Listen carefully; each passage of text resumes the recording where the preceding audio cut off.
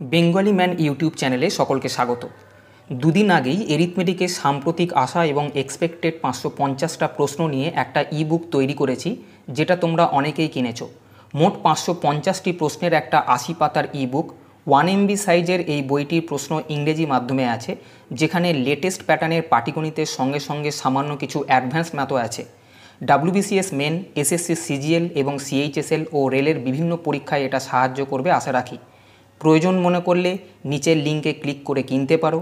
বইটার মূল্য ধার্য করা হয়েছে 30 টাকা। সংগৃহীত অর্থের পুরোটাই দুস্থদের সাহায্যে ব্যয়িত হবে।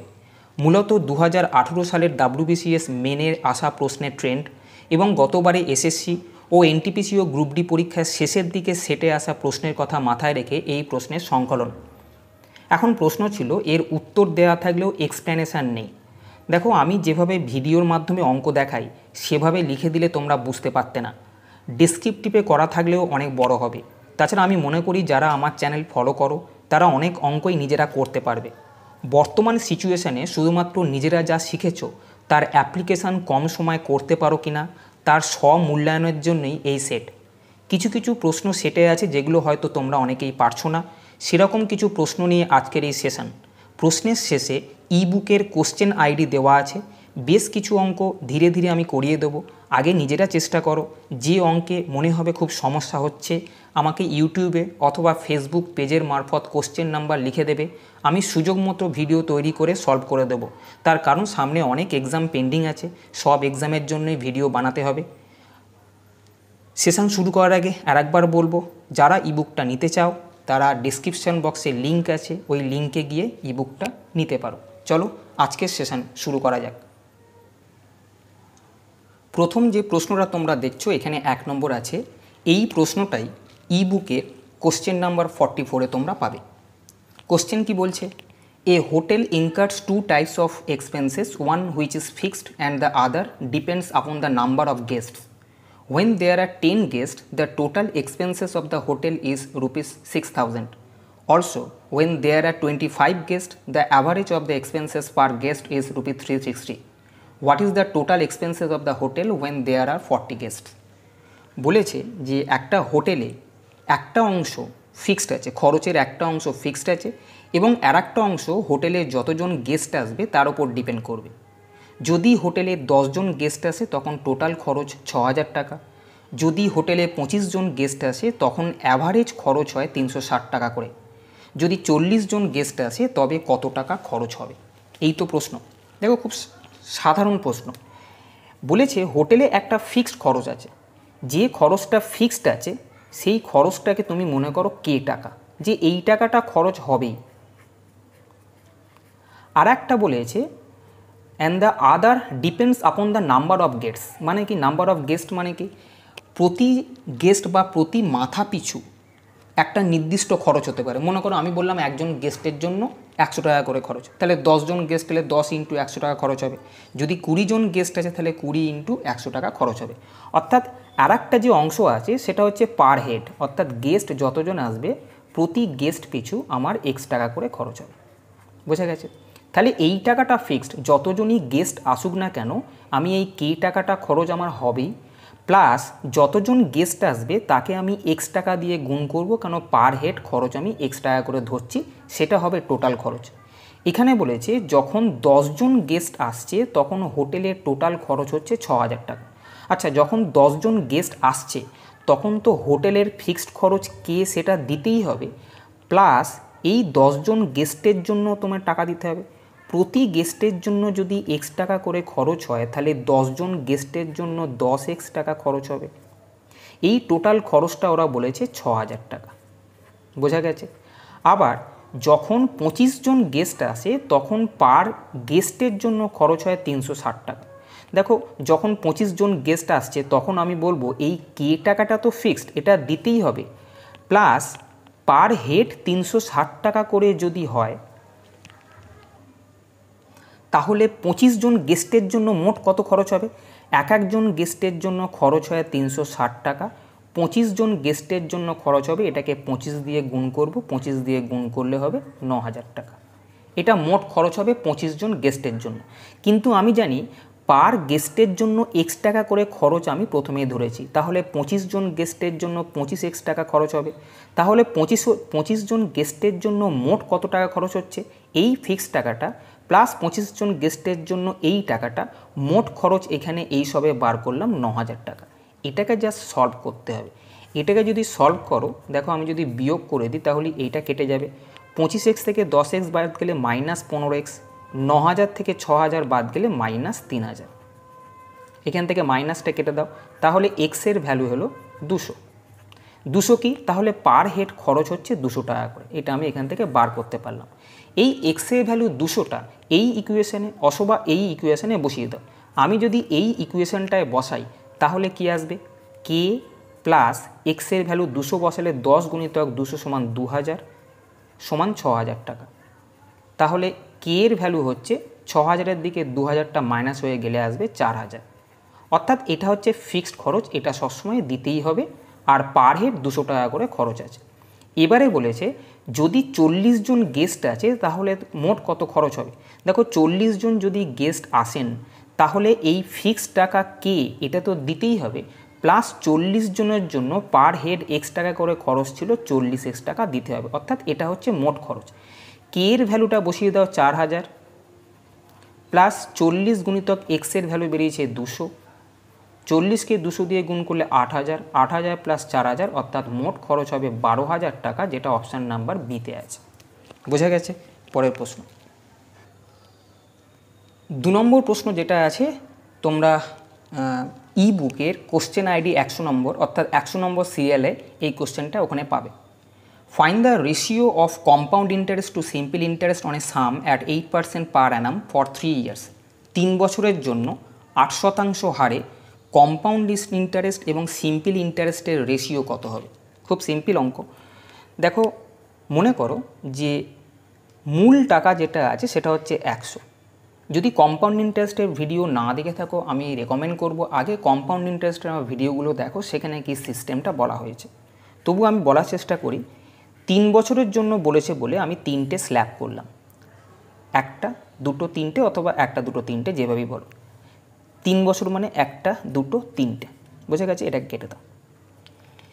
এবারে 8% ইন্টারেস্ট মানে যদি 100 টাকা প্রিন্সিপাল থাকে প্রতি বছর আমি 8 টাকা করে সিম্পল ইন্টারেস্ট পাবো। খেয়াল রাখবে এই যে ব্লকটা আমি করলাম, এই রো বরাবর যে সংখ্যাগুলো আসবে সেই সংখ্যাগুলোর যোগফলকে আমি বলবো সিম্পল ইন্টারেস্ট। বোঝা গেছে? আর এইখানে একটা যে আমি 4 চৌকো বক্স করছি, এই 4 চৌকো বক্সের ভেতর যে সমস্ত কিছু সংখ্যা থাকবে সবগুলোর যোগফল হবে কম্পাউন্ড ইন্টারেস্ট। বোঝা গেছে?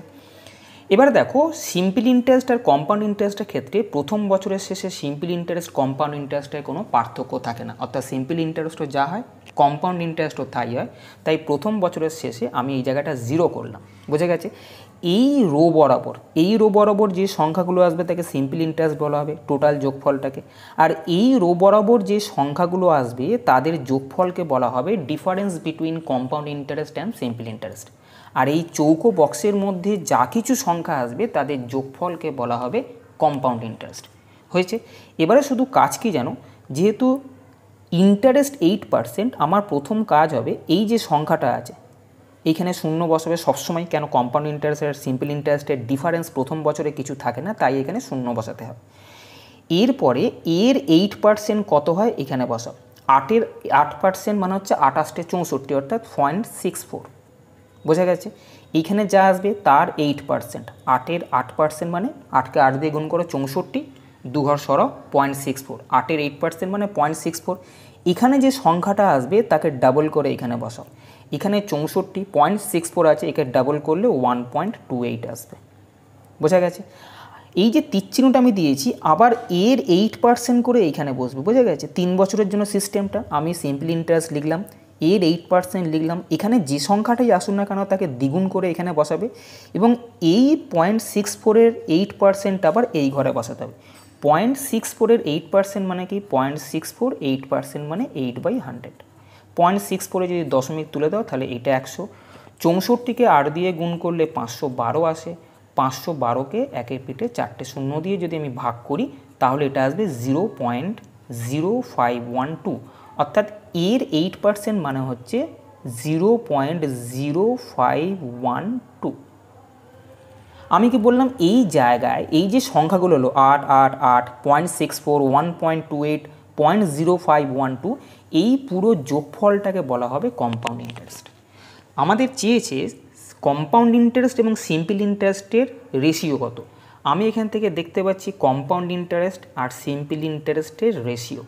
কম্পাউন্ড ইন্টারেস্ট মানে কি, এই সবগুলো যোগ করব, 3 আসতে 24, এবং এই সবগুলোকে যদি 24-এর সঙ্গে যোগ করো তাহলে আসবে 25.9712। এই সব সংখ্যাগুলোর যোগ 3 আসতে 24, এইটা এবং এইটা যোগ করলে 25.9712 আসছে। এবং সিম্পল ইন্টারেস্ট কত আসছে? সিম্পল ইন্টারেস্ট মানে হচ্ছে এই রো বরাবর যে সংখ্যাগুলো থাকে তাদের যোগফল, অর্থাৎ 3 আসতে 24, এটা সিম্পল ইন্টারেস্ট আসছে। এই রেশিওটা কত বার করতে বলেছে। এখান থেকে যদি দশমিক তোলো, 4টে শূন্য এই গায়ে বসিয়ে দাও, বুঝে গেছে। এইটাকে তোমরা যদি 128 দিয়ে কাটো তাহলে 1875 বেরোবে, এবং এইটা বেরোবে 2029, অর্থাৎ এটা হচ্ছে উত্তর, যেটা অপশান নাম্বার সিতে আছে। বোঝা গেছে। পরের প্রশ্ন, এখানে যে 3 নম্বর প্রশ্নটা দেখতে পাচ্ছ সেটা ই বুকে 177 নম্বর প্রশ্ন। 3 science classes A, B and C take a physical science test. The average score of students of class A is 83. The average score of students of class B is 76. The average score of class C is 85. The average score of class A and B is 79, and the average score of class B and C is 81. Then the average score of class A, B and C is। খুব ভালো প্রশ্ন। দেখো, এটা A, B R C 3টে class আছে, এদের একটা physical science test নেওয়া হয়েছে। এ ক্লাসের স্টুডেন্টদের অ্যাভারেজ স্কোর হচ্ছে 83, বি ক্লাসের স্টুডেন্টদের অ্যাভারেজ স্কোর 76, এবং সি ক্লাসের স্টুডেন্টদের অ্যাভারেজ স্কোর 85। এ আর বি এদের অ্যাভারেজ স্কোর দিয়েছে 79, দেখতে পাচ্ছ। এ আর বি ক্লাসের অ্যাভারেজ স্কোর 79, যেহেতু এ আর বি এর অ্যাভারেজ আমি অ্যালিগেশন প্রসেস লাগানোর জন্য জানো এ আর বি এর মাঝখানে তোমাকে বসাতে হবে, এবং বি ও সি এর অ্যাভারেজ 81, তাই বি ও সি এর মাঝখানে আমি 81 বসালাম। যদি আমি কিছুক্ষণের জন্য এই পার্টটা সি পার্টটা বাদ দিই, আমরা অ্যালিগেশনে কী জানি, এই দুটোকে ক্রস করে এইখানে বসাবো বিয়োগ করে, এই দুটোকে ক্রস বিয়োগ করে এখানে বসাবো। 83 আর 79 যদি বিয়োগ করি এই ক্রস, তাহলে এখানে আসবে 4, এবং 76 আর 79 বিয়োগ করলে এখানে আসবে 3। একই রকমভাবে বি আর সি এর মধ্যে করব, 85 আর 81 বিয়োগ করলে দেখো 4 চলে আসছে। যদি না আসে আমি বলছি কি করবে, যেহেতু আমি এই দুটোকে বিয়োগ করে এইখানে বসাবো, 85 আর 81 বিয়োগ করে 4 আসছে, এবং 76 আর 81 বিয়োগ করে 5 আসছে। এইটা হবে এ, বি এবং সি এই 3টে ক্লাসে ছাত্র সংখ্যার অনুপাত। খেয়াল রাখো, এটা হচ্ছে নাম্বার অফ স্টুডেন্টসের রেশিও বেরোবে। বোঝা গেছে। এই যে নাম্বারগুলো এখানে দেওয়া থাকবে, এই নাম্বারগুলোকে এইভাবে ক্যালকুলেশন করে যে রেশিওটা বেরোবে সেইটা কিন্তু নাম্বার অফ স্টুডেন্টস। এবার এখানে একটা প্রশ্ন, যে এ আর বি এর মধ্যে এখানে বিয়োগ করে 4 এসেছিলো, এখানে 4 নাও আসতে পারতো, এখানে মিলে গেছে তাই আমি 4ই রেখে দিয়েছি। যদি না আসতো তোমরা প্রথমে করবে কি, এ আর বি এর রেশিও বার করবে। মনে করো আমি এ আর বি এর রেশিও কত দেখতে পাচ্ছি, 3:4। আমি সঙ্গে সঙ্গে এখানে নোট করব এ আর বি এর রেশিও 3:4। আলাদাভাবে আমি বি আর সি এর রেশিও বার করব, তখন এটা দেখো না, বি আর সি এর রেশিও বার করব 4:5। এখানে মনে করো 4 এসছে, এটা অন্য কিছু থাকতে পারতো, আমি তখন বি/সিকে আমি 4:5 লিখছি। এই জিনিসগুলো A/B/C কীভাবে 10 সিস্টেমে করতে হয় তোমরা জানো। মনে করো আমরা এটাভাবে লিখি, A/B সমান 3:4, B/C সমান একটুখানি ছেড়ে সংখ্যাটাকে লিখতে হয় 4:5। সিস্টেম কি, সিস্টেম হচ্ছে এইটা গুণ করা, এইটা গুণ করা, এইটা গুণ করা। এই দুটো গুণ করে আমি লিখব 12, এই দুটো গুণ করে আমি লিখব 16, এই দুটো গুণ করে আমি লিখব 20। বোঝা গেছে। আমি মনে করছি যদি 4 না আসে, 4 এসছে বলে আমি গুণ করে দেখাচ্ছি, এখানে 3, 2 কিছু একটা আসতে পারতো। এইভাবে গুণ করে প্রথমে, এইভাবে গুণ করে পরে, এবং তারপরে এটাকে আবার যদি 4 দিয়ে কাটতে তাহলে 3:4:5 আসতো। বোঝা গেছে। দেখো 3, 4, 5 ওই রেশিওটা। তাই এখানে যেহেতু মিলে গেছে আর করার দরকার নেই, না মিললে A/B/C এইভাবে বার করতে, এবং এই যে রেশিওটা বেরোবে সেটা হচ্ছে নাম্বার অফ স্টুডেন্টস। মানে এই ক্লাসে আমি মনে করব 3 জন স্টুডেন্ট আছে, বি ক্লাসে 4 জন এবং সি ক্লাসে 5 জন স্টুডেন্ট আছে। বোঝা গেছে? এবার এ ক্লাসে প্রত্যেকে এখানে দিয়েছিল দেখো average score of students of ক্লাসে 83, অর্থাৎ এগুলো হচ্ছে এ ক্লাসের অ্যাভারেজ স্কোর। এ ক্লাসের অ্যাভারেজ স্কোর মানে এ ক্লাসে যতজন স্টুডেন্ট আছে প্রত্যেকে 83 করে পেয়েছে ধরে নেওয়া হচ্ছে, অ্যাভারেজ যেহেতু। যদি প্রত্যেকে 83 করে পায়, এ ক্লাসের স্টুডেন্ট সংখ্যা যদি 3 জন হয়, তাহলে প্রত্যেকে 83 করে পেলে 3 জনে 3 × 83 নম্বর মোট পাবে। তেমন করে বি ক্লাসে স্টুডেন্ট সংখ্যা 4 এবং বি ক্লাসের অ্যাভারেজ নাম্বার হচ্ছে 76, তাহলে 4 জনে মিলে মোট কত নম্বর পাবে? 4 × 76 প্লাস সি ক্লাসের অ্যাভারেজ নাম্বার 85 এবং প্রত্যেকে 5 জন আছে, প্রত্যেকে 85 করে পেলে 5 জনে পাবে 85 × 5। এই নাম্বারটা মোট কতজন পেল? এ ক্লাসের 3 জন, বি ক্লাসের 4 জন এবং সি ক্লাসের 5 জন, অর্থাৎ 5 + 4 + 3 12 জন মিলে পেয়েছে। 12 জনে যদি টোটাল এই নাম্বার পায়, প্রত্যেকে কত পাবে? 12 দিয়ে ভাগ করব। এইটাকে যোগ করবে, যোগ করলে আসবে 978। এখানে জায়গা খুব শর্ট, আমি এখানে দেখিয়ে দিচ্ছি 978, তাকে 12 দিয়ে ভাগ করবে। 978কে 12 দিয়ে ভাগ করলে উত্তর আসবে 81.5, যেটা অপশান নাম্বার সিতে আছে। পরের প্রশ্ন, এখানে যে 4 নম্বর প্রশ্ন দেখছো, ই বুকে কোশ্চেন আইডি 3, অর্থাৎ 3 নম্বর প্রশ্ন এটা পাবে। There are 2 vessels P and Q. Vessel P contains 60 liters of pure milk and vessel Q contains 28 liters of pure water. From vessel P, 12 liters of milk is taken out and poured into vessel Q. Then 8 liters of mixture is taken out from vessel Q and poured into vessel P. What is the ratio of quantity of pure milk in vessel P to that of pure water in vessel Q? কি বলেছে? P আর Q দুটো পাত্র আছে, এটা মনে করো P পাত্র, এখানে কিউ পাত্র আছে। পি পাত্রে 60 লিটার মিল্ক আছে এবং কিউ পাত্রে 28 লিটার পিওর জল আছে, অর্থাৎ কিচ্ছু মেশানো নেই, শুধু জল আছে। আমি এই যে লেখাটা এখানে আছে, এটাকে আমি এইভাবে ভাবতে পারি যে পি আর কিউ যে দুটো পাত্র আছে, এখানে মিল্ক আছে বলেছে 60 লিটার, এখানে 60 লিটার মিল্ক আছে, এখানে কোনো ওয়াটার নেই, পিওর মিল্ক আছে মানে ওয়াটার নেই, অর্থাৎ ওয়াটার 0। কিউ পাত্রে 28 লিটার পিওর ওয়াটার আছে, অর্থাৎ এখানে কোনো মিল্ক নেই, মিল্ক 0, কিন্তু এখানে শুধুমাত্র জল আছে, সেটা হচ্ছে 28 লিটার, সেটা আমি বসিয়ে দিলাম। এবারে পি পাত্র থেকে, এবার বলেছে পি পাত্র থেকে 12 লিটার মিল্ক নিয়ে কিউ পাত্রের মধ্যে মেশানো হলো। এখান থেকে 12 লিটার যদি নিয়ে এর মধ্যে মেশাও, তাহলে এখানে 12 লিটার দুধ কমে যাবে, অর্থাৎ 12 লিটার যদি কমে যায়, এখন দুধের পরিমাণ হবে 48, জল তো 0 ছিল। এই 12 লিটার এখান থেকে কমিয়ে এর মধ্যে যদি ঢালো, তাহলে এখানে 12 লিটার মিল্ক অ্যাড হয়ে যাবে, তাহলে এখানে মিল্কের পরিমাণ হবে 12, ওয়াটার তো যেরকম 28 ছিল সেরকম 28ই থাকলো। এবার এইখান থেকে 8 লিটার মিক্সচার নিয়ে কিউ পাত্রে ঢালা হবে, কিউ পাত্র থেকে নিয়ে পি পাত্রে ঢালা হবে। এখন দেখব এখান থেকে যখন 8 লিটার মিশ্রণ তুলে নেব, তখন এখান থেকে কিছু মিল্কও বেরিয়ে যাবে, কিছু ওয়াটারও বেরিয়ে যাবে। কি রেশিওতে বেরোবে? 12:28, এই রেশিওতে কিন্তু বেরিয়ে যাবে। 12:28 এই রেশিওটা এখানে একটু কাটাকুটি করে নাও, এইখানে করো না, এইখানে করো। এটাকে যদি 4 দিয়ে কাটো, 3 × 4 = 12, 4 × 7 = 28, অর্থাৎ এখানে মিল্ক আর ওয়াটারের রেশিও আছে 3:7, 3:7 রেশিওতে মিল্ক আর ওয়াটার আছে। এখান থেকে 8 লিটার তুমি তুলে এর মধ্যে ফেলছো, তাহলে আমি দেখছি মিল্ক আর ওয়াটার টোটাল আছে 7 আর 3 = 10, কিন্তু ওরা বলছে 8 লিটার তুলছো, তাহলে 10-এর ভ্যালু 8 লিটার হলে 1-এর ভ্যালু হবে 0.8 লিটার। 1-এর ভ্যালু যদি 0.8 লিটার হয়, প্রথমে কি ছিল? মিল্ক, তাই তো, মিল্ক = ওয়াটার, তাহলে 3-এর ভ্যালু কত হবে? 1-এর ভ্যালু যদি 0.8 হয়, 3-এর ভ্যালু হবে 2.4 লিটার। একই রকমভাবে 1-এর ভ্যালু যদি 0.8 হয়, তাহলে 7-এর ভ্যালু হবে 7×8 = 56, অর্থাৎ 5.6। এটা হচ্ছে ওয়াটার এবং এটা মিল্ক। মানে এই যে 8 লিটার তুমি এখান থেকে তুলে পিয়ের মধ্যে মেশাচ্ছ, সেই 8 লিটারের মধ্যে 2.4 লিটার মিল্ক বেরিয়ে যাচ্ছে এবং 5.6 লিটার ওয়াটার বেরিয়ে যাচ্ছে। বোঝা গেছে? এখানে 12 লিটার মিল্ক ছিল, 8 লিটার যখন তুলছো তাহলে 2.4 লিটার, এই 8-এর মধ্যে 2.4 লিটার মিল্ক চলে যাচ্ছে, তাহলে এখানে এখন মিল্ক কম পড়ে গেল 2.4, এবং এইখান থেকে 5.6 লিটার ওয়াটার চলে যাচ্ছে, তাহলে এইখানে 5.6 লিটার ওয়াটারও মাইনাস হয়ে যাবে। বোঝা গেছে?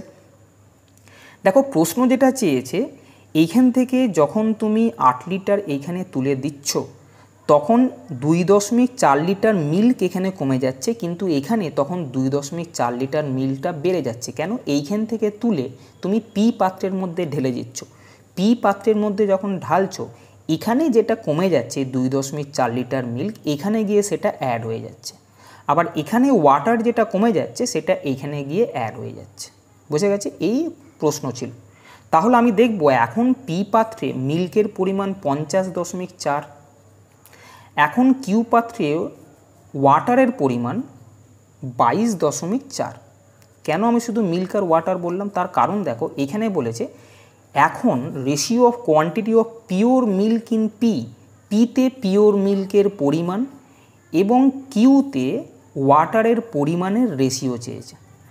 বোঝা গেছে? পিতে এখন মিল্কের পরিমাণ 50.4 এবং কিউতে এখন ওয়াটারের পরিমাণ 22.4, এদের রেশিও কত এটাই প্রশ্ন। দশমিকগুলোকে তুলে দাও, দশমিক তুলে দিয়ে 56 দিয়ে যদি কাটো এটা 4 আসবে এবং এটা 9 আসবে, তাহলে উত্তর হবে 9:4, যেটা অপশান নাম্বার বিতে আছে। বোঝা গেছে? পরের প্রশ্ন, পরের প্রশ্নটা যেটা এখানে আছে সেটা ইউ বুকে 414 নম্বর প্রশ্ন। The average of 14 observations is 43. The average of first 6 observations is 49 and the average of next 5 observations is 36. If the 14th observation is 7 more than the 13th observation and the 13th observation is 5 more than the 12th observation, then what is the 14th observation? দেখো কি বলেছে, এখানে বলেছিল যে 14th observation যেটা আছে সেটা হচ্ছে 7 more than 13th observation। 14তম যে অবজারভেশনটা থাকবে সেটা 13তম যে অবজারভেশনটা আছে তার থেকে 7 বেশি, এবং 13th অবজারভেশন যেটা আছে সেটা 12তম অবজারভেশনের থেকে 5 বেশি, অর্থাৎ 13th অবজারভেশনটা 12তম অবজারভেশনের থেকে 5 বেশি। বোঝা গেছে? দেখো এই যে 13th-এর ভ্যালু 12 + 5 আমি যদি এইখানে বসিয়ে দিই, দেখতে পাচ্ছ 13th-এর ভ্যালু এই পুরোটা যদি এই 13th-এ বসিয়ে দিই তার জায়গায় কি আসবে 12 + 5, আর এখানে 7 ছিল, অর্থাৎ এইটা আসবে 12 + 12।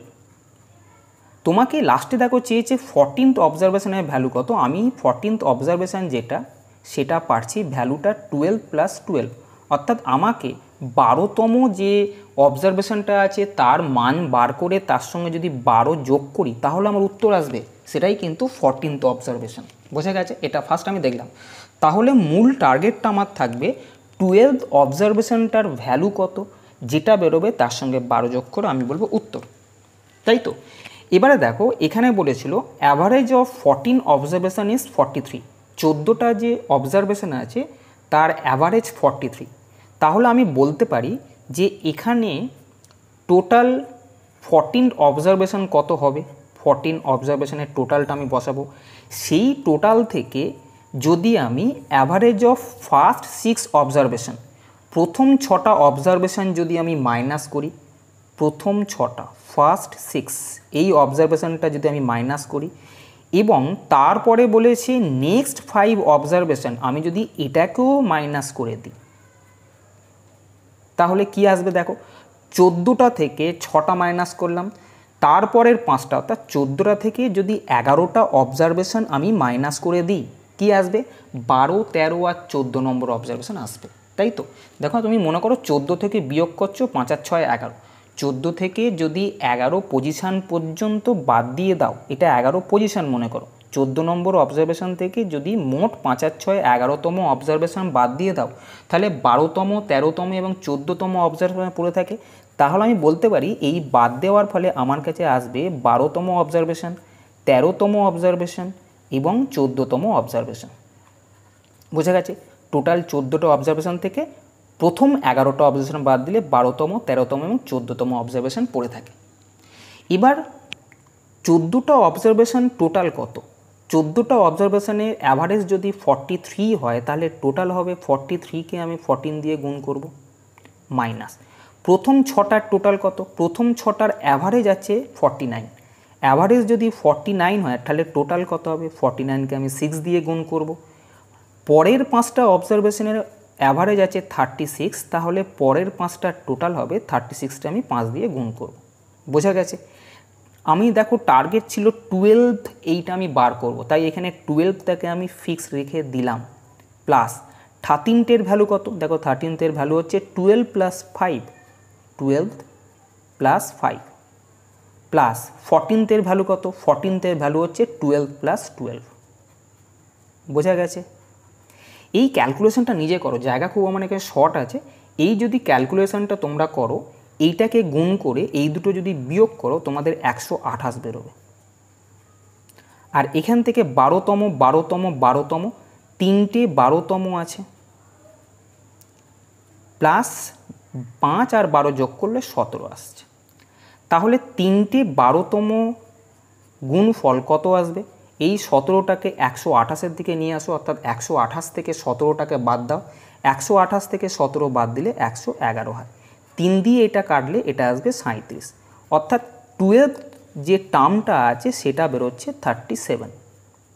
আমাকে কী চেয়েছে? 14th observation. আমি প্রথমেই বলেছিলাম 14th অবজারভেশন হবে 12 যে অবজারভেশনটা আছে তার ভ্যালুর সঙ্গে 12 যোগ করো।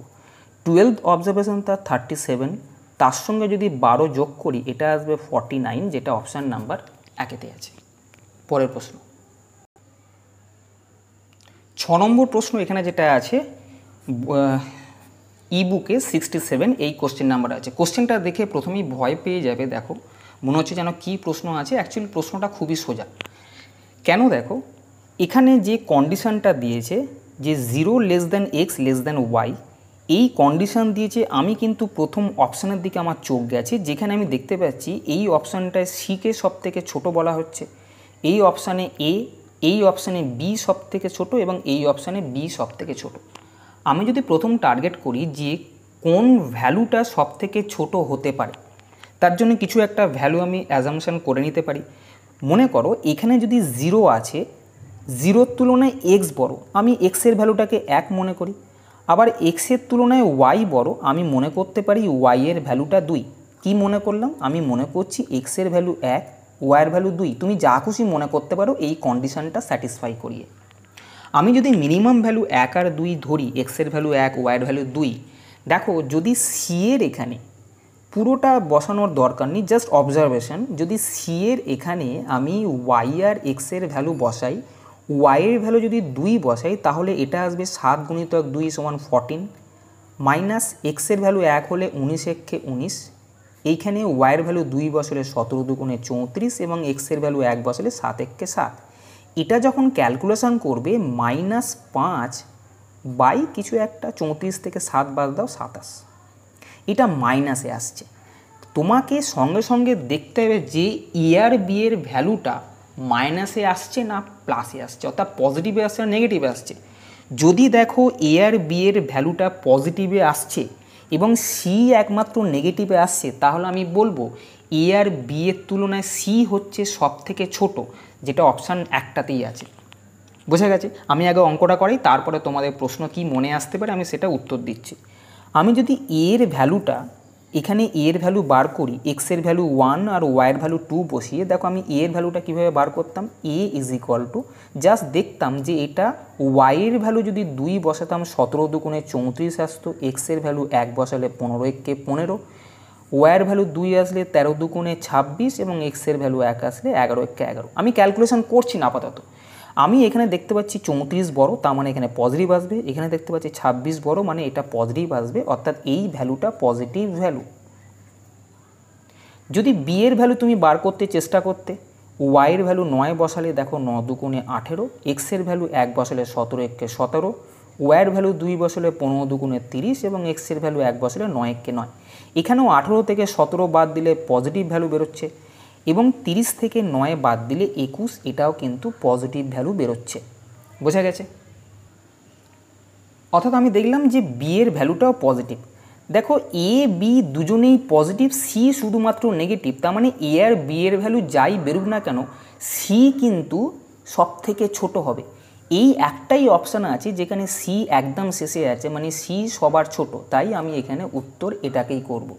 এবারে প্রশ্ন আসবে তোমাদের এক্ষুনি যে সি এখানে A greater than B greater than যেমন সি আছে, এমনও তো অপশান থাকতে পারতো B greater than A greater than C থাকতে পারতো। যেভাবে আছে কিভাবে করা উচিত, পরীক্ষায় যেভাবে আসে, যেভাবে প্রশ্নটা পাওয়া গেছে আমি সেইভাবে দিয়েছি। উত্তর এইভাবেই প্রথমে করবে।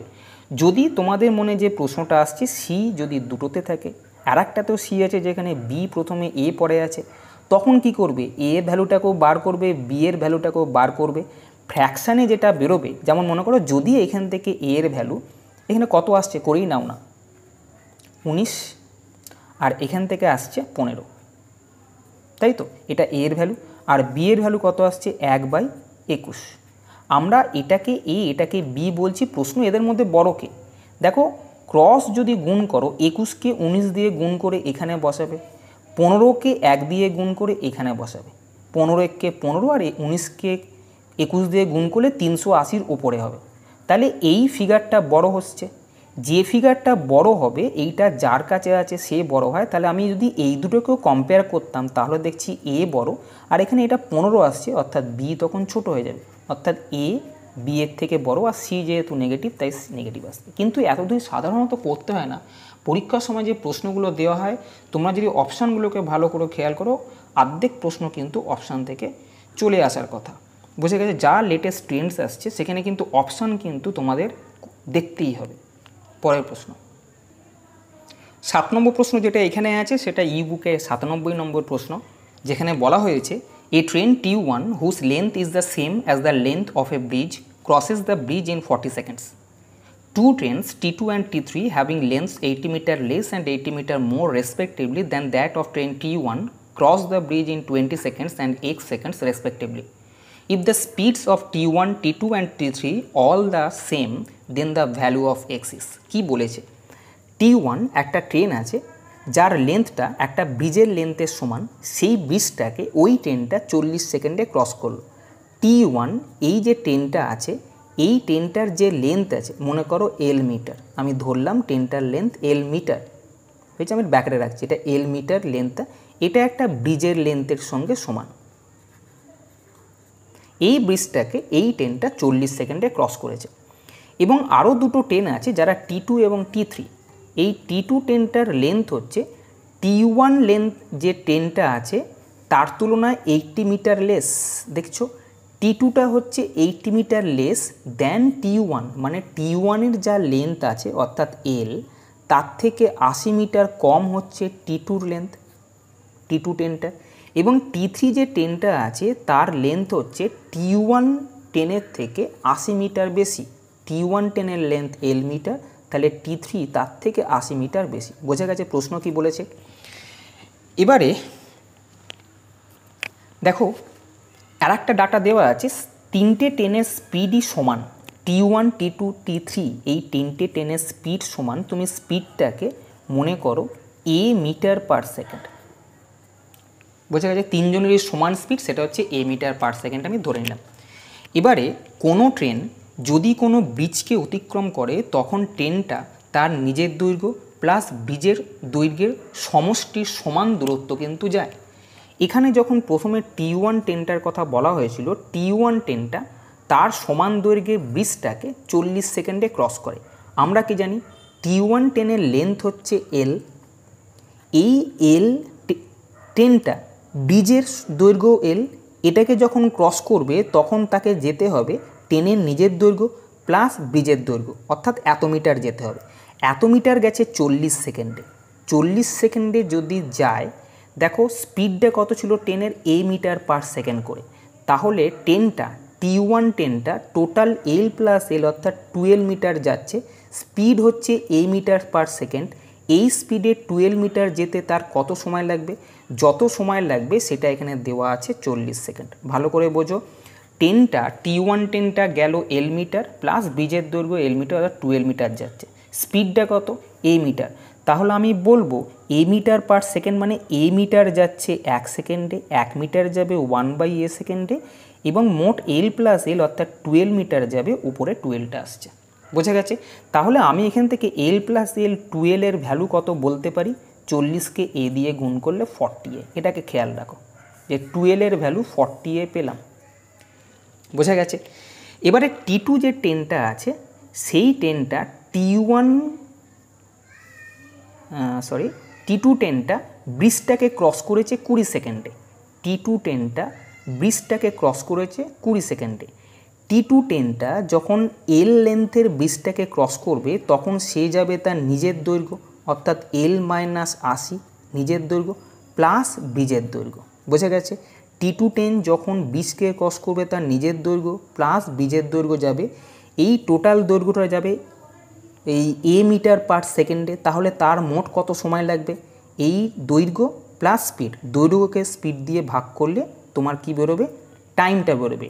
যে টাইমটা দেওয়া আছে সেটা দেওয়া আছে 20 সেকেন্ড। ঠিক এর মতো টোটাল লেন্থকে আমি স্পিড দিয়ে ভাগ করলে যেরকম টাইম পেয়েছিলাম, এখানেও টোটাল লেন্থ, টেনের লেন্থ প্লাস ব্রিজের লেন্থকে আমি স্পিড দিয়ে ভাগ করলে 20 সেকেন্ড পাবো। বোঝা গেছে? দেখো এখান থেকে এল আর এল যোগ করলে কত আসে? 2l।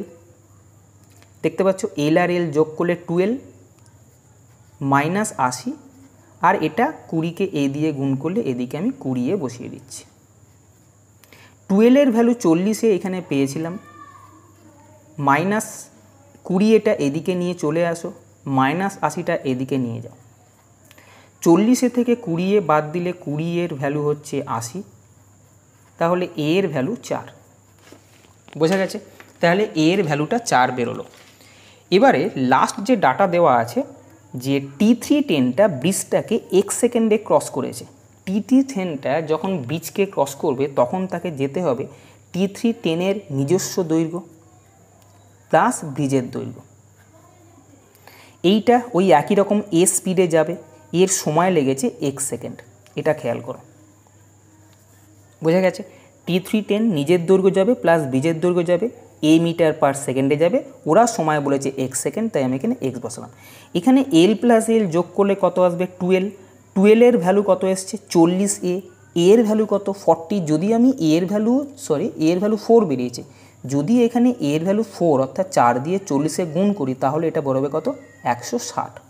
তাহলে 12 এর ভ্যালু 160, এই এল প্লাস এল 12 এর ভ্যালু 160 আমি উপরে বসাচ্ছি, প্লাস 80 ছিল, বাই এর ভ্যালু কত বেরিয়েছিল? 4, এটা দিয়ে ভাগ করলে সেটাই হবে এক্স এর মান। বোঝা গেছে? 160কে 80 দিয়ে যোগ করো, এটা হচ্ছে 240, 240কে 4 দিয়ে ভাগ করলে আসবে 60, অর্থাৎ এক্স এর ভ্যালু হবে 60, যেটা অপশান নাম্বার সিতে আছে। পরের প্রশ্ন 8 প্রশ্ন এখানে যেটা আছে সেটা ইউ বুকে 106 নম্বর প্রশ্ন। There are 9 taps of equal potency for filling the tank in 6 hours each when opened independently. There are 9 other taps of equal potency to empty the tank too. When all these 18 taps are opened for the empty tank, it takes 1 hour to get the tank completely filled. Find the time taken by one of these emptying taps to empty the full tank. 9টা tap আছে যাদের potency বা ক্ষমতা হচ্ছে সমান এবং প্রত্যেকে 6 ঘন্টায় একটা ট্যাঙ্ক খালি করতে পারে। প্রত্যেকটা ট্যাঙ্ক 6 ঘন্টায় ট্যাপ খালি করতে পারে। 9টা ট্যাপ আছে। আবার 9টা খালি করার ট্যাপও আছে। এটা ভর্তি করার ট্যাপ, প্রত্যেকটা 6 ঘন্টায় ভর্তি করতে পারে। আবার 9টা এমটি ট্যাপ আছে, যারা খালি করবে তাদের প্রত্যেকের আবার পোটেন্সি সমান, অর্থাৎ তারা প্রত্যেকে যারা খালি করবে একটা নির্দিষ্ট সময় প্রত্যেকে খালি করতে পারে। মনে করো প্রত্যেকটা খালি করা প্রায় 6 ঘন্টায় খালি করে, তাহলে 9টার প্রত্যেকটা যে খালি করার যে ট্যাপগুলো আছে তারা প্রত্যেকে তাহলে 9 ঘন্টায় বা 10 ঘন্টায় খালি করবে। এবারে এই 18টা ট্যাপকে একসঙ্গে চালু করে দেওয়া হলো ট্যাঙ্কটাকে খালি করার জন্য, এবং তাতে দেখা গেল 1 ঘন্টায় ট্যাঙ্কটা কমপ্লিটলি ভর্তি হয়ে গেল। 9টা খালি করার ট্যাঙ্ক এবং 9টা ভর্তি করার ট্যাপ, এই 18টাকে একসঙ্গে চালালে 1 ঘন্টায় ট্যাঙ্কটা ভর্তি হয়ে যাচ্ছে। Find the time taken by one of this emptying taps to empty the full tank. পুরো ট্যাঙ্কটাকে খালি করতে এমটি ট্যাপ একটা এমটি ট্যাপের কতক্ষণ সময় লাগবে।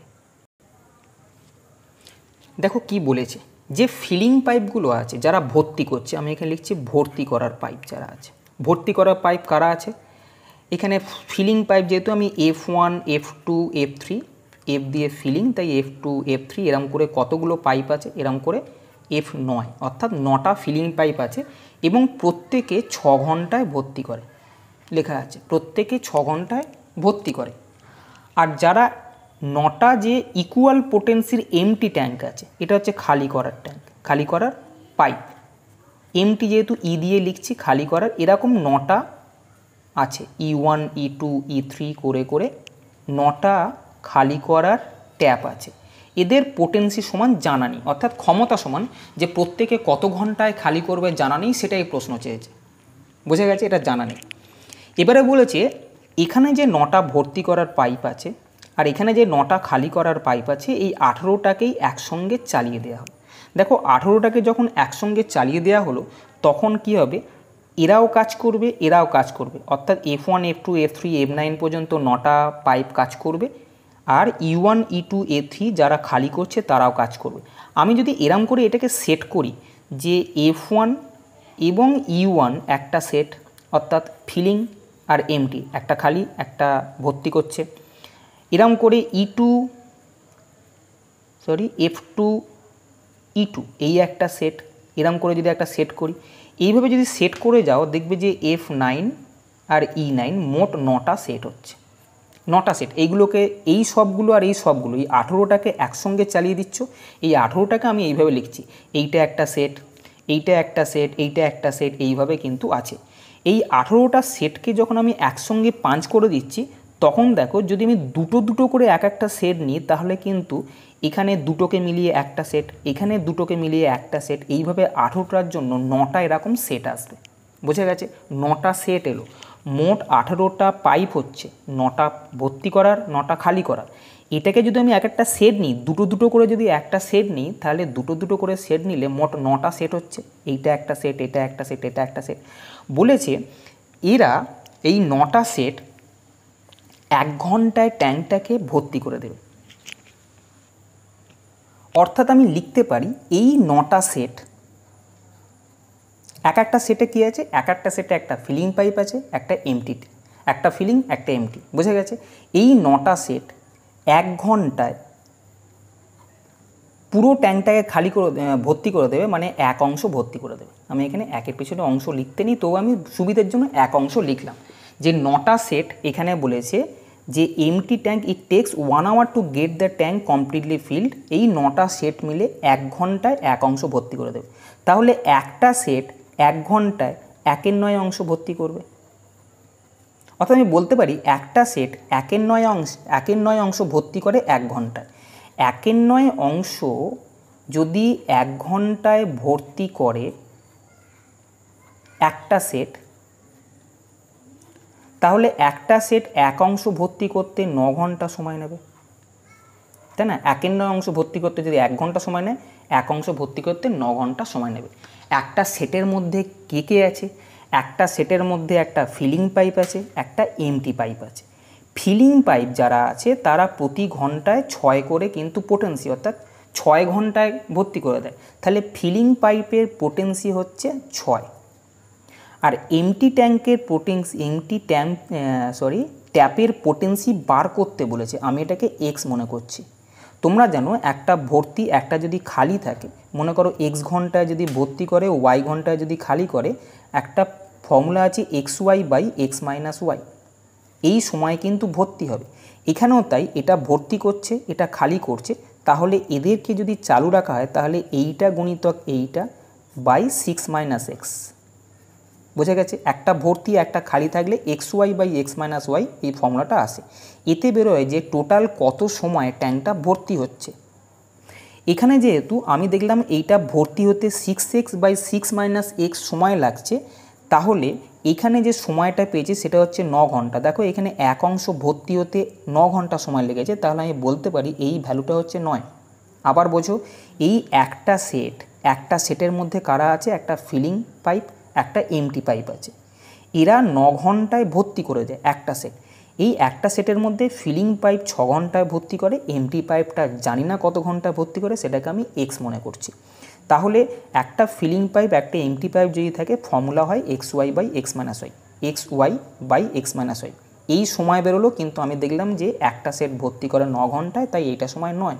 এটাকে যদি কাটি 3 তিরিকে 9 3 দুগুণে 6, 2x এর ভ্যালু বেরোবে 18 মাইনাস 3x। যদি 3xটা এখানে একটুখানি গন্ডগোল হচ্ছে, দেখো এখানে কী হয়, এক্স মাইনাস ওয়াই করেছি মানে এক্সটা বড় আছে। এখানে যেহেতু বলেছে ট্যাঙ্কটা এমটি হয়ে যাবে অর্থাৎ খালি হয়ে যাবে, তাই এখানে খালি যদি হয় তাহলে এক্সটা বড় হবে, তাই এক্সের ফিগারটা আগে রাখতে হবে, মাইনাস 6 হবে। এটা একটু গন্ডগোল হয়েছে কারণ এটা খালি হবে বলেছে। যদি খালি হয় যে খালি ফিগার আছে তাকে প্রথমে বসাতে হয়, কেন এখানে এক্স মাইনাস ওয়াই কোনটা এক্স কোনটা ওয়াই তো আমি জানি না। এক্স মানে হচ্ছে যেটা এখানে চাইবে এমটি করার, সেটা এক্স ঘন্টায় বলে আমি এখানে এক্স লিখলাম, মাইনাস 6 লিখলাম। বোঝা গেছে? তাহলে এটা 2x এর ভ্যালু হচ্ছে 3x মাইনাস 18। 3xটা এদিকে এলে মাইনাস হবে, মাইনাস এক্স সমান মাইনাস 18, তাহলে এক্সের ভ্যালু হবে 18। এক্স মানে কি? এক্স মানে হচ্ছে এমটি যে করছে সেই পাইপের পোটেন্সি। এখানে সেটাই চেয়েছে যে find the time taken by one of this emptying taps to empty the full tank. পুরো ট্যাঙ্কটাকে খালি করতে একটা এমটি পাইপের কতক্ষণ সময় লাগবে, সেটা এক্স সময় লাগছিল, যেটা আমি বার করলাম 18 ঘন্টা, যেটা অপশান নাম্বার সিতে আছে। বোঝা গেছে? পরের প্রশ্ন 9 প্রশ্নে বলেছে a shopkeeper placed on display some shirts each with a mark price, he then posted a board 1/5 off on shirts. If the cost of a shirt was 2/3 of the price at which it was actually sold, what is the ratio of the cost price to the mark price of the shirt? এটা ই বুকে 283 নম্বর প্রশ্ন। কি বলেছে এখানে? বলেছে cost of A shirt was 2/3 of the price at which it was actually sold. দেখো cost price যদি আমি এক্স মনে করি, এখানে বলেছে যে কস্ট প্রাইসটা আছে সেটা 2/3 অফ সেলিং প্রাইস। দেখেছো, 2/3 of which at it was actually sold. Sold মানে সেলিং প্রাইস। তাহলে আমি এখান থেকে যে সেলিং প্রাইসটা বার করি সেটা কত হবে? 3x/2। বোঝা গেছে? সেলিং প্রাইসটা 3x/2। এবারে এখানে বলেছে যে দোকানদার একটা শার্ট ঝুলিয়ে রেখেছে, মার্ক প্রাইস লেখা আছে। মনে করো মার্ক প্রাইসটাকে আমি এমপি দিয়েই লিখছি, এটা মার্ক করা আছে। এবারে কি বলছে, সে 1/5 অফ হবে, যা মার্ক প্রাইস আছে তার 1/5 অংশ ছাড় দেবে। তাহলে এই দামটা লেখা আছে, কিন্তু উনি বলেছেন যে যা মার্ক প্রাইস লেখা আছে সেটা ছাড় দেবো। এটা যদি ছাড় দেয় তাহলে বিক্রয় মূল্য কত হবে? এই মার্ক প্রাইস লেখা ছিল, সেখান থেকে এই দামটা ছাড় দিলাম, তাহলে বাদ বাকিটা হচ্ছে বিক্রয় মূল্য। কিন্তু আমি বিক্রয় মূল্য এই হিসাবে এইখান থেকে বার করলাম 3x/2। বোঝা গেছে? এটা যদি ক্যালকুলেশন করো 5 MP থেকে 1 MP বাদ দিলে 4 MP/5 is equal to 3x/2। তাহলে এমপির ভ্যালু বেরোবে 3 5 15 x/8। বলেছে what is the ratio of cost price to the mark price. CP আর এমপির রেশিও চেয়েছে। সিপির ভ্যালু কত ধরেছিলাম? সিপির ভ্যালু এক্স ধরেছে, ইস টু এমপির ভ্যালু এখান থেকে বেরোলো 15x/8। এক্স কাটো, এটা ক্রস গুণ করো, 8:15। এটা হচ্ছে সিপি ইস টু এমপি, যেটা অপশান নাম্বার বিতে আছে। পরের প্রশ্ন, আজকের শেষ প্রশ্ন যেটা আছে সেটা ই বুকে 5 নম্বর প্রশ্ন। Amit earns a commission of X% on sale up to 8,000 and Y% on the part of sale exceeding it. He takes rupees 2,460 as a commission on a sale of rupees 15,000 and rupees 4,080 as a commission on a sale of rupees 24,000. Find the difference between the values of X and that of Y. দেখো 8,000 টাকা sell করলে Amit X% commission নেয় এবং তার উপরে যত টাকা সে sell করবে তার জন্য Y% কমিশন নেবে। সে 2,460 টাকা কমিশন নেয় 15,000 টাকা বিক্রি করার জন্য এবং 4,080 টাকা কমিশন পায় 24,000 টাকার সেল করার জন্য। এক্স আর ওয়াই এর ডিফারেন্স কত? এটাই প্রশ্ন। দেখো কি বলেছে, প্রথমে এখানে বলেছিল সে 2,460 টাকা কমিশন নেয় 15,000 টাকা সেল করার জন্য, এটা খেয়াল করো। এই 15,000 টাকার মধ্যে প্রথম যে 8,000 টাকা হবে সেই 8,000 টাকার জন্য সে X% কমিশন নেবে। 15-র মধ্যে 8,000 চলে গেল, বাকি কত টাকা থাকছে? 7,000 টাকা। এই বাকি টাকার ওপর সে Y% কমিশন নেবে। বোঝা গেছে? তাহলে এই 15,000 টাকার জন্য সে কমিশন নিল X% অফ 8,000, কেন প্রথম 8,000-এর জন্য X% কমিশন নেবে, এবং 15,000 থেকে 8,000 বাদ দিলে বাকি 7,000 যেটা থাকবে সেই বাকি পার্টের ওপর সে Y% কমিশন নেবে। তাহলে মোট কমিশন হচ্ছে এইটা প্লাস এইটা, কিন্তু কমিশন পেয়েছে 4,080 টাকা। তাহলে আমি বলতে পারি, 4,080 না, 2,460 টাকা। প্রথমে 2,460 টাকা কমিশন পেয়েছে। পরে যে 4,080 টাকা কমিশন পাচ্ছে সেটা হচ্ছে 24,000 টাকা সেলের জন্য। তাহলে 24,000 টাকা সেলের জন্য অমিতের কন্ডিশন হচ্ছে প্রথম 8,000 টাকার জন্য আমি X% কমিশন নেব, এবং 24,000-এর মধ্যে 8,000 বাদ দিলে যে 16,000 টাকা বাকি থাকছে এই 16,000 টাকার ওপর আমি Y% কমিশন নেব। আমি এখন কমিশন পেয়েছি 4,080 টাকা। বোঝা গেছে? এখান থেকে জাস্ট সলভ করো, এটাকে মাইনাস করবে, করলে এইটা কেটে যাবে। Y% অফ 7,000 আর Y% অফ 16,000, এটা যদি মাইনাস করি 16 থেকে 7,000 বাদ দিলে 9,000, তাহলে বেরোবে Y% of 9,000 is equal to, এটা অবশ্যই মাইনাস থাকছে কারণ এখানে মাইনাস আছে, 4,080 থেকে 2,460 বাদ দিলে মাইনাস 1,620, এটা কাটবে। Y% অফ 9,000, Y% পার্সেন্টেজটাকে যদি তুলে দাও তাহলে এটা 100 আসবে, অফের জায়গায় গুণ চিহ্ন দিলাম। বোঝা গেছে? এখান থেকে এই শূন্যটার সঙ্গে এই শূন্যটা কাটলাম, তাহলে 9y-এর ভ্যালু 162 হলে y-এর ভ্যালু হবে 162কে 9 দিয়ে ভাগ। y-এর ভ্যালু কত এলো? 18। y-এর ভ্যালু 18টা এইখানে বসিয়ে দাও, যে কোনো একটা, নয় এই ইকুয়েশনটায় না এই ইকুয়েশনটা বসাও। যদি 1 নম্বর ইকুয়েশনে y-এর ভ্যালু আমি 18 বসাই তাহলে এখানে 18% অফ 7,000 আসবে। 18% অফ 7,000 মানে হচ্ছে 1,260 টাকা। ক্যালকুলেশন করে নাও, 18% 18/100, এখানে 7,000 আছে, গুণ করো, তাহলে 18কে 70 দিয়ে গুণ করলে 1,260, প্লাস এখানে X% অফ, X% মানে X/100 অফ 8,000 মানে এখানে 8,000 দিয়ে গুণ, এটা সমান 2,460 ছিল। বোঝা গেছে? এখান থেকে এটা কাটো, এইটা আসছে 80x, 1,260টা 2,460-এর দিকে গেলে 1,200 আসবে, তাহলে x-এর ভ্যালু কত আসবে? 120কে 8 দিয়ে ভাগ করো 15। বলেছে x আর y-এর মধ্যে ডিফারেন্স কত? y-এর ভ্যালু 18, x-এর ভ্যালু 15, তাহলে y আর x-এর মধ্যে ডিফারেন্স মানে y থেকে x বাদ দিয়ে দাও, 18 থেকে 15 বাদ দিলে 3 আসছে, যেটা অপশান নাম্বার এতে আসছে। তাহলে এই পর্যন্তই, সেটের অঙ্কগুলো করো, যদি কোনো সমস্যা হয় বলো, আমি আবার একটা পার্ট পরে নিয়ে আসবো। তাহলে আজকে এই পর্যন্তই। যদি সেশনটা ভালো লাগে তবে চ্যানেলটা সাবস্ক্রাইব করো এবং বন্ধুদেরকেও শেয়ার করো, যাতে করে তারাও সমানভাবে উপকৃত হয়। ভালো থেকো, ভালোভাবে পড়াশোনা করো। টাটা।